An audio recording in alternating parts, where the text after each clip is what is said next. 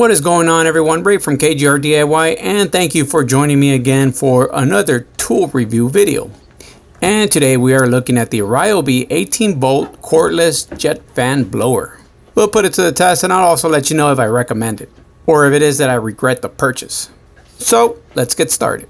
I already own a blower, but it's got one problem, and that is that, well, it's a corded one. So I wanted to get one that I could just grab and blow with, without the hassle of actually getting an extension cord. So I went to Home Depot and got myself this blower right here. Now this runs on the Ryobi 18-volt battery packs. I was hesitant at first to get it because I was leaning more towards a gas-powered one. But let me show you what this blower can do. Now CFM stands for cubic feet per meter, which indicates the power of the volume of air per minute. The larger the CFM, the larger the area your blower can cover. So this one has 350 CFM. It's not the biggest one they have, but I believe it's a decent size for my yard. So anyways, the assembly of this is pretty straightforward. You get the blower nozzle, which you can also use as an arm cast if you ever get injured. And you also get the blower itself. You also get the manual and a whole bunch of papers. But we won't even be looking at those because this is so easy to operate, I think. I would definitely carry this around as part of a Halloween costume, because this looks like a futuristic gun. Something out of a video game.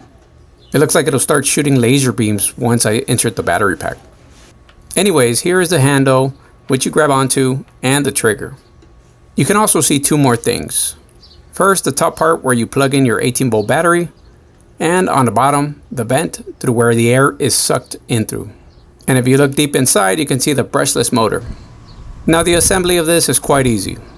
All you do is align the nozzle to the clips on the blower, and you snap it into place. From there, you just plug in your battery and you're good to start blowing away. Now, as you press the trigger, I notice that the motor begins to build up acceleration. Whereas on my corded blower, you just switch the on button and you instantly get the punch of air coming out. But that's okay, I guess. I can wait a second before it reaches its full potential. But that's something to consider. But once you've maxed the trigger, it's actually quite strong. The good thing about the trigger as well is that you can control the amount of air you're blowing based on how much you pull the trigger. So you don't have to use it all full blast all the time. The less you press the trigger, the less the air that'll blast out. It's strong enough to blow the box away without a problem. Now let's put it to the test and clean out a few areas. My smartwatch here says it's currently 4:39 p.m. So let's test out the blower for a few minutes and see how much battery this thing uses. And just so you can see, I have a full battery, 4 bars. First off, I have these tiles that always get covered with dust and dirt and all sorts of debris. So let's clean that part out first.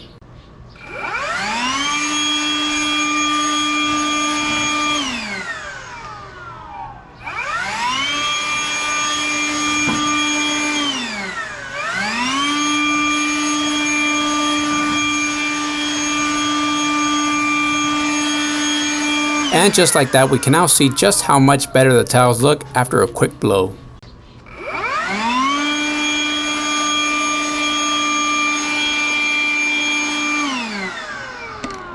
Here's a ball as well. Let's blow that out of the way. So it works well when trying to clear debris such as leaves, cut grass, dirt. It doesn't have much of a problem. It is now 4:47 p.m. so I've used it about 8 minutes and my battery has dropped to 1 bar. So you can say that it'll run about 30 to 35 minutes on a full charge at full blast. Now, if you have a big yard and you usually use your blower for much longer, or if you have some sort of landscaping business, then it would be best you have multiple batteries fully charged to use throughout the day, because one battery itself will not do the job for big yards, I believe. If you own multiple batteries, that's great news though. One flaw I did notice is that the suction vent tends to suck my shirt towards it. So that itself may be a bother, because you can't have it too close to your shirt or you'll get it sucked right in and lose some blast power on the front end. I think a better design would have been if they put the suction vent on the side or on the bottom. So now, compared with my $30 corded Black & Decker, my corded one is smaller. It actually has more CFM power. I'm not sure exactly how much, but I do feel it is more powerful. But then again, it's a corded, so I'm getting more power from the socket. Also, the suction vent is on the bottom, so it doesn't pull my shirt. So do I regret buying this Ryobi blower? The answer is no. And the main reasons why is because 1, I do not have a big lawn, so the amount of time I'll be using this will probably range about 30 to 40 minutes. 2, I have extra batteries, so in case I need to get more use out of it, I'll just switch out the battery. And finally 3, it is so convenient to just grab a battery pack, plug it in, and start to use it. It beats having to plug in my corded one. I'm sure I'll be using the Ryobi blower far more now than what I use my corded Black & Decker. If you own one of these blowers, let me know what you think of it. Do you like it? Do you regret getting one? What are your pros and cons? Let me know in the comment section.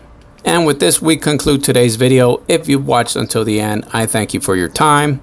If you enjoyed the video, please don't forget to like and subscribe. That is all I have for you all today. Thank you for watching and have yourself a great day.